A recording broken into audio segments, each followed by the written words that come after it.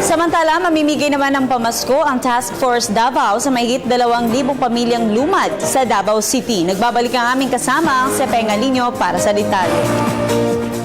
Ipinasa mismo ni Colonel Macairog Alberto, Commanding Officer ng Task Force Davao, sa Tuesday ng lumad sa Sidato Ruben Dabawan na Supreme Tribal Council for Peace and Development o STCPD ang mga bulto-bulto mga regalo, kabila mga tigas, dilata, noodles at iba pa, maging tsinelas, damit, candies at mga laruan.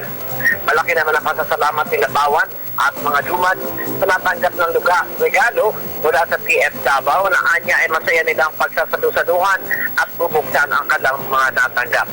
Ayon naman kay Colonel Alberto na 10 taon na itong ginagawa ng task force mula ng matatag ito 10 taon na nakalilipas ni Davao City Rodrigo Duterte nang noong mga panahon yon ay kambal na pabubomba ang naganap sa lumang Davao International Airport at sa Wharf na sumitil ng halos 100 katao at pagkasugat ng iba pa.